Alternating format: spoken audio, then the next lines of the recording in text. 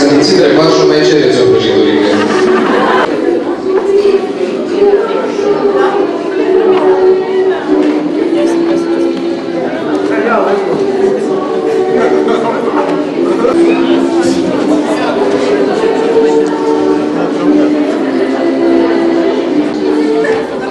Una dintre cele mai mari probleme cu care ne confruntăm în viață este singurătatea.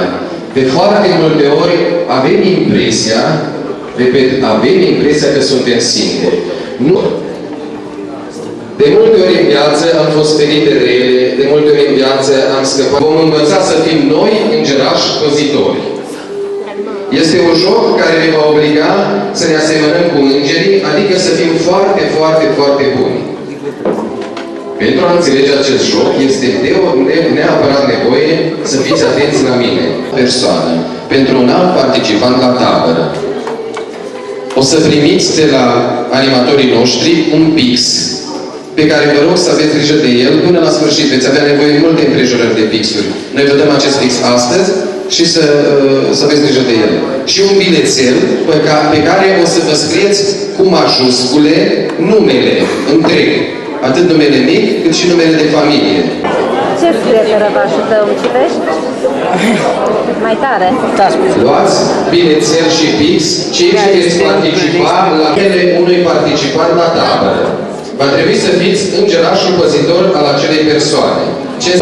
Eu sunt îngerașul tău păzitor. Lucrul acesta nu se prea întâmplă în viață, nu? Nu vine niciun îngeraș să-mi strice la ureche, vezi că eu sunt Vasilic, îngerașul tău păzitor. Și îngerașul meu păzitor, ați priceput? Nu a priceput nimeni nimic. Excelent. Să nu vă să încercați să fiți altfel de îngeri decât aia păzitori. Vedeți că sunt două feluri de îngeri.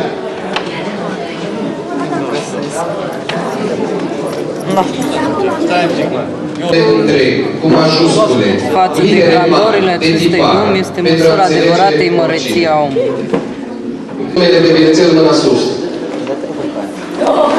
Luați-vă, vă rog frumos, trebuie să aveți minimum 15 ani, deci aveți buletin. Scoateți-vă ușor buletinul din buzunar, îl puneți în fața ochilor și acum sau la examene, așa că face parte repede ca să fim operativi, să nu vă ținem mult.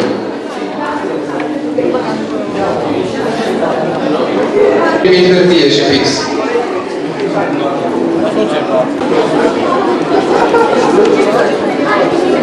De-a lungul taberei noastre o să avem mai multe evenimente.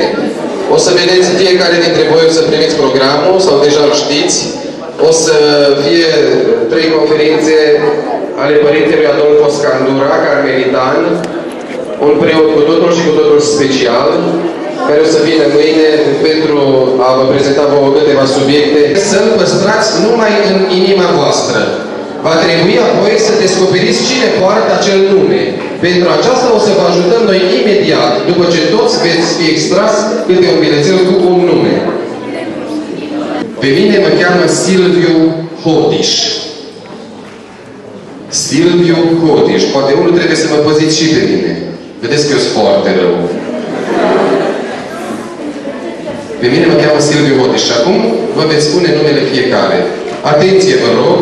Silviu Hodiș, să-mi faceți și mie îngeraș. Ardelian Liana. Ardelian Liana. Nu sunt eu, e ea. Stai un pic. Ardelian Liana. Haide. O să vă facem și câte poze, să nu vă speriați. China Alina. Cum o cheamă pe domnișoară? China Alina. China Alina? China Alina. Deci să fiți atenți. Robert. Mergeți pe mijloc, în spate, la îngeraș să vă dea cadou. Gelu. Bognaru Gelu. Bognaru Gelu. Ungorceac Claudia. N-am înțeles. Ungorceac Claudia. Bun, stai că poftiți. Vladimir. Laza Marian. La Carde Costin. C-A-R-D-L Costin. Carde Costin. Alexandru Boc. Stăneam cu primarul de la Cluj.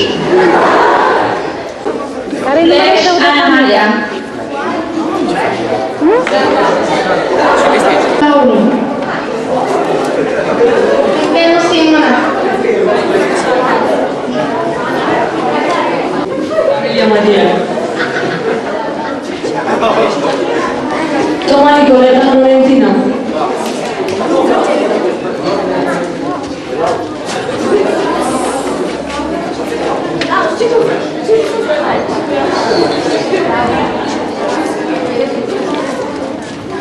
Ați descoperit careva pe cine trebuie să...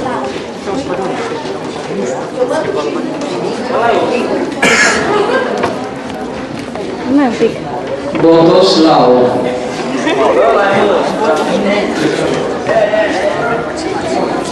Strigan Robert.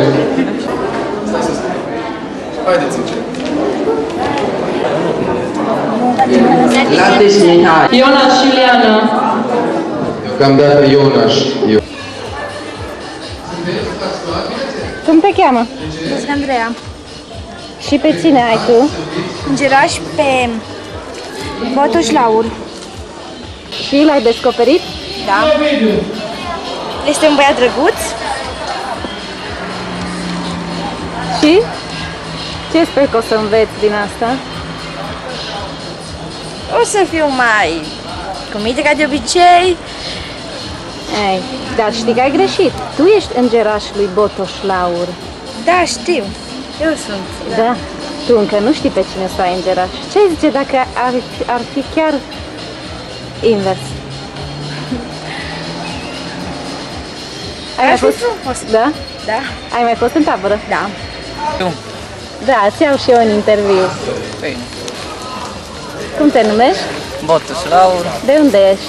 din Cluj, Câți ani ai? 16. Hai că la asta ai știu să răspunzi. Da. Mai test de cultură generală? Nu.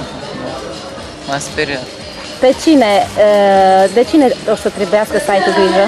Pecteanu, Camelia, Maria. Mai ales biletul. Aici biletul. Pectulescu, nu Pecteanu. Am greșit. Și? E simpatică? Da, destul. Mare Nu știu sau de mai unde mică e. decât tine? Cred că e mai mare. Da? Da, dar nu știu de unde e. Și ce te-ai gândit tu să-i faci ca surpriză ca și îngeraș? Păi, încă nu m-am gândit. Păi trebuie să-i faci, să faci ceva bun pentru ea. Păi știu, nu? Nu ți-a venit încă nicio idee, așa? Nu, că de-abia acum am văzut Aha, la cine sunt. ok. Mersi. Nu filmați că nu... Unde ești? Că nu te văd. Mi-am pus capacul. Zi-mi, de unde ești? Nu, De ce? nu, că mie nu-mi place să văd la televizor. Nu ești la televizor, fac un film pentru... pur și simplu pentru cei care au fost în tabără. De unde ești? Așa de greu, din București. Și cum ai ajuns tu aici? Cu cine ai venit? Au mai fost colegile și am venit. Ah, e pentru prima dată? Da, Atunci sper să-ți placă. da. Și ai venit, ai bunici în zonă sau pur și simplu? Nu, spune, sunt din București. Au venit colegile mele, să am colegi din Maramureș și au venit și i-au spus că dacă vreau pot să fiu și eu. Și Au astăzi, zis ele că e frumos, că ne distrăm. astăzi ai sosit. Da, Încă n-ai apucat să vezi orașul, azi nu? dimineață. Nu, am fost azi, că am mers toată noaptea cu trenul și am